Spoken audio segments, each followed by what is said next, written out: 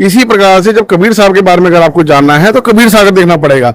ऐसे नहीं कि कोई गूगल में डाल देता, गूगल में हम कुछ भी डाल सकते हैं, वो गूगल कुछ भी दिखा देगा, तो गूगल 100% राइट नहीं होता है। हमें अगर कबीर सागर में अगर हम देखेंगे तो आपको बिल्कुल राइट इंफॉर्मेशन मिलेगी, आप भ्रमित नहीं होंगे। धन्यवाद सर, आपने जो बताया हमारे दर्शकों को, हम इस पर थोड़ा दर्शक रिसर्च करें और जानने की कोशिश करें।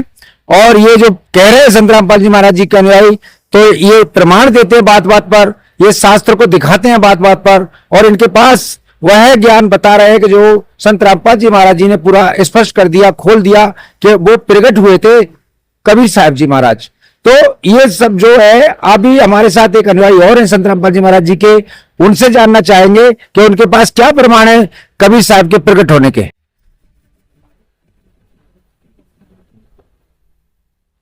नमस्कार सर।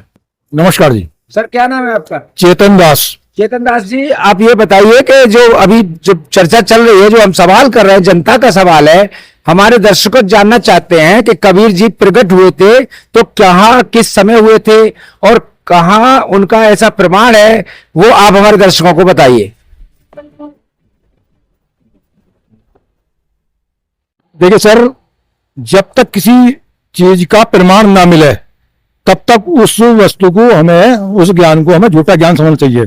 ये तो हमारे सतगुरु रामपाल जी महाराज जी की बहुत बड़ी दया है, जो हमारे जो पवित्र चारों वेद है, श्रीमद् भगवत गीता है, पवित्र 18 पुराण है, बाइबल है, कुरान शरीफ है, गुरु ग्रंथ साहिब है, जो उसमें छुपे गूढ़ रहस्यों को उजागर किया। जैसे मैं एक उदाहरण देता हूं, जैसे अभी अभी आपने सवाल किया कि कबीर साहब के बारे में, तो कबीर साहब पूर्ण परमात्मा है और वे चारों युगों में आते हैं, अलग अलग नाम से आते हैं। जैसे सत युग में सत सुकृत नाम से आए, त्रेता में मुनिंदर नाम से आए, द्वापर में करुणा में नाम से आए, और कलयुग में जो वास्तविक नाम है, जो वेदों में वास्तविक नाम है, कबीर देव, उस नाम से आए। तो सर ये जो प्रमाण है, जैसे हमारे जैसे परमात्मा के जो गुण होते हैं, तो सर परमात्मा मां के गर्भ से जन्म नहीं लेता। जिसका जन्म होता है उसकी मृत्यु भी होती है। तो जो जन्म और मृत्यु में रहता है वो नाशवान होता है। तो परमात्मा नाशवान नहीं होते, परमात्मा अविनाशी होते हैं। माता के गर्भ से जन्म नहीं लेते, सह शरीर आते हैं, सह शरीर चले जाते हैं। जैसे हमारे पवित्र चारों वेदों में प्रमाण है। यजुर्वेद अध्याय 40 मंत्र 8 में प्रमाण है कि वह परमात्मा अजर अमर अविनाशी है, सबका विधाता है। तो परमात्मा कबीर देव है, स्वयं प्रकट होता है। ऋग्वेद मंडल 9 सूक्त 82 मंत्र 1 और 2, मंडल 9 सूक्त 82 मंत्र 26-27, मंडल 9 सूक्त 20 मंत्र 1, सूक्त 1 मंत्र 9। और जो परमात्मा जो शिशु रूप में आते हैं, जैसे कलयुग में 1398 में प्रकट हुए कमल के फूल पर, जिस नीरू और नीमा उठा कर ले गए, उनका पालन पोषण किया और जुलाहों की कॉलोनी में रहने से उनको जुलाहा भी कहा। तो हमारा जो ऋग्वेद मंडल 9 सूक्त ऋग्वेद मंडल 9 सूक्त 96 मंत्र 17 में प्रमाण है कि वो शिशु रूप में आता। उसमें लिखा कि शिशुम ज्ञानम हरियंती मर्जंती सुमंती महिनम मृत्यु गणेन कबीर गर्भी काव्यना, कबीर संत पवित्रम अतिरेति रेवन। यानी वो जो पूर्ण परमात्मा कबीर साहब जब बच्चे के रूप में आते हैं, शिशु रूप में आते हैं, तो वो अपनी वाणियों को जोर जोर से बोलकर सुनाते हैं, दो में बोल करके।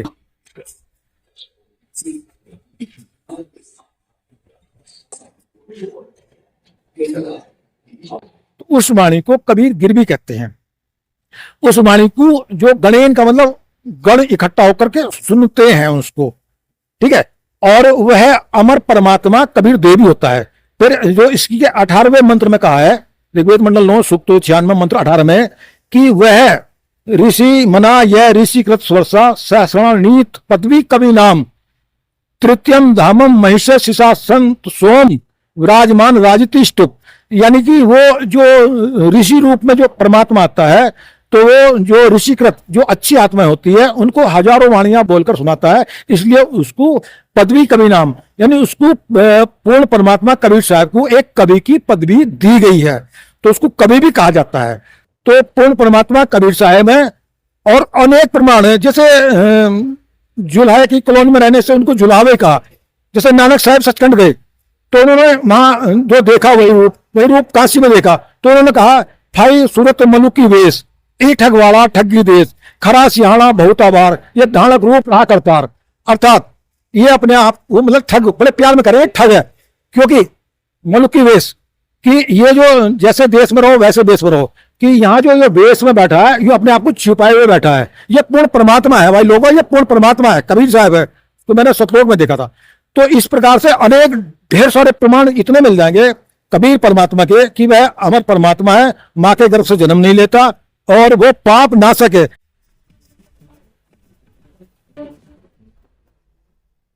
जैसे एक चीज और बताना चाहता हूं सर मैं, कि हमारे कान पक गए सुनते सुनते नकली धर्म गुरुओं से, और जो जितने अधूरे संत है ये, इन्होंने आज तक ये बताया कि वो परमात्मा पाप नहीं काटता, पाप कर्म भी भोगने पड़ते हैं।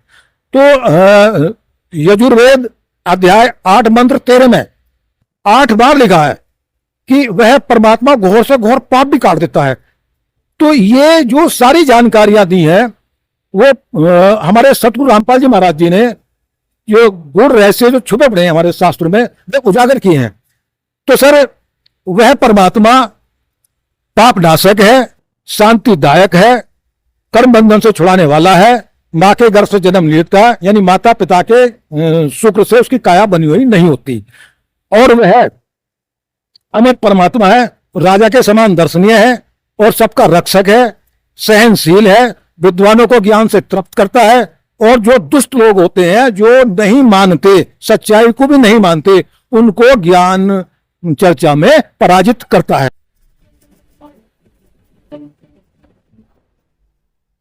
तो सर जी, तो सर ये जो है कबीर परमात्मा के रूप में आज के दिन प्रकट हुए थे परमात्मा। तो सर हम उस रूप में जो एक त्योहार के रूप में हमको मनाते हैं, कबीर प्रकट दिवस के रूप में। तो सर जैसे कबीर प्रकट के रूप में हम दिवस के रूप में मनाते हैं, तो यहाँ जो परमात्मा सतगुरु रामपाल जी महाराज जी के सानिध्य में यह भंडारा भी होता है। दर्शकों, ये जो आपने देखा कि अभी झूठ का पर्दाफाश हो रहा है, अब तक हमने जो सुना है या आपने सुना उसका निर्णय आपको करना है। हम आपकी आवाज जो आपके कमेंट आते हैं उस पर वीडियो बनाते हैं और आपको पेश करते हैं। अभी इन्होंने जो बताया वेदों से प्रमाण दिया, क्योंकि ये तो सिद्ध हो चुका है। संत रामपाल जी महाराज जी के शिष्य जो है, अनुयायी जो है, वो एकदम सीधा सीधा वेदों पे जाते हैं। कोई भी बात करे वो रेफरेंस वेदों से देते हैं, गीता से देते हैं, भागवत से, पुराणों से देते हैं। क्या आज तक जितने भी गुरु आए, जितने भी शास्त्री आए, जितने भी कथावाचक आए, इन्होंने क्या इन शास्त्रों को नहीं पढ़ा? एकमात्र संत रामपाल जी महाराज जी है जो पढ़े लिखे हैं। क्यों ना हो, इंजीनियर हैं वो, उन्होंने इंजीनियर के पद से इस्तीफा दे करके इस मिशन को आगे बढ़ाया है। ऐसा हमने यहाँ जाना है, और उनके प्रोग्रामों में जहां भी उनका जो भी अनुष्ठान होता है और जो भी किसी तरह का समागम होता है, अनेकों यूट्यूब पर वीडियो आपको मिल जाएंगी। तो इन्होंने अभी तक जो बताया है वो बिल्कुल झूठ का पर्दाफाश किया है, और आज एक विशेष इस तरह का आपके समक्ष प्रमाण रखा है जिसके आपको तलाश थी। अभी हम आगे और जानते हैं उनसे, इस बात को लेकर चलते हैं कि कबीर जी तो प्रकट हुए थे, लेकिन दर्शकों आज जो संत रामपाल जी महाराज जी को परमात्मा कह रहे हैं, इसका कहां प्रमाण है, ये हम इन्हीं से जानते हैं। नमस्कार सर, बताइए हमारे दर्शकों को कि आज वो तो कबीर परमेश्वर जी का प्रकट दिवस तो आपने सिद्ध कर दिया वेदों से, और उनकी जो परवरिश की लीला वो भी हमने काफी जगह जानी है और देख भी रहे हैं, सुन भी रहे हैं। लेकिन आज आप वर्तमान में संत रामपाल जी महाराज जी को परमात्मा कहते हैं, ये तो प्रकट नहीं हुए, तो इनके लिए किस तरह से कहां प्रमाण है कि ये परमात्मा?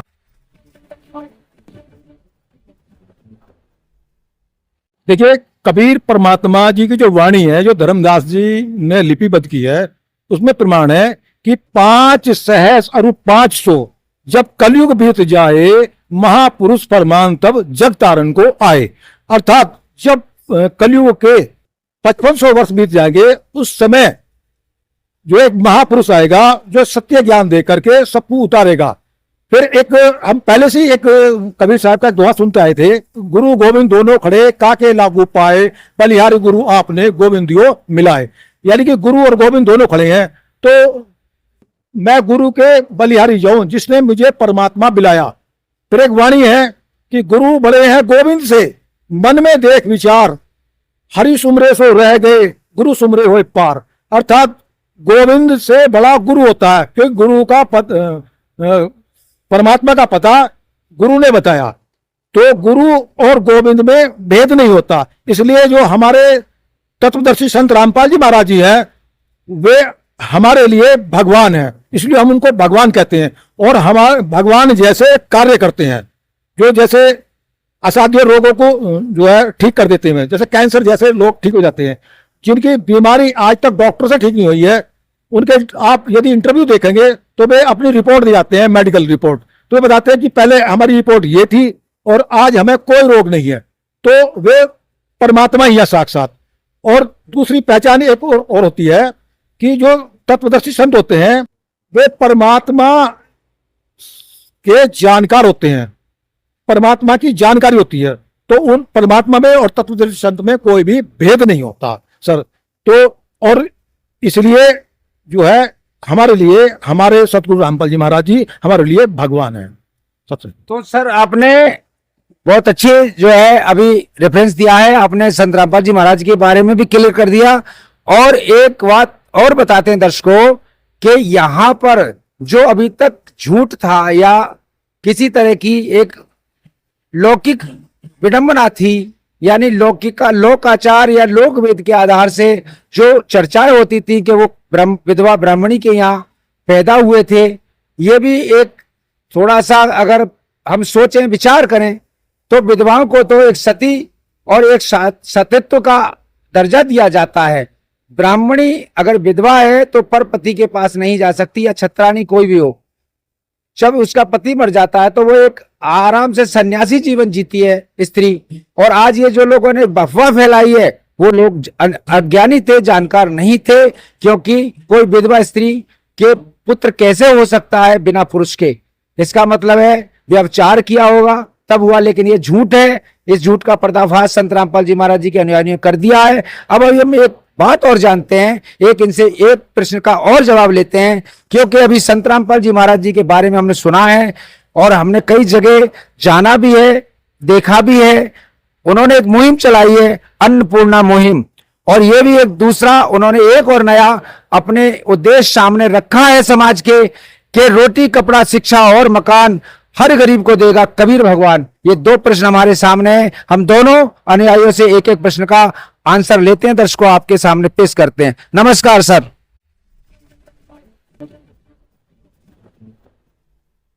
सर ये बताइए कि अन्नपूर्णा मुहिम जो चलाई है संत रामपाल जी महाराज जी ने, जो गरीबों को, जो जिनके कोई सहारा नहीं है, उनको घर घर अन्न पहुंचा रहे हैं, इसके बारे में आप कितना हमारे दर्शकों को बता सकते हैं? देखिए, अब तो मुहिम चली है अन्नपूर्णा जो संत रामपाल जी महाराज द्वारा चलाई गई है, हमारे जो पूज्य गुरुदेव जी हैं। और दूसरा है कि जो गरीब लोग हैं वो बहुत मतलब खुश हैं उनकी इस मुहिम से।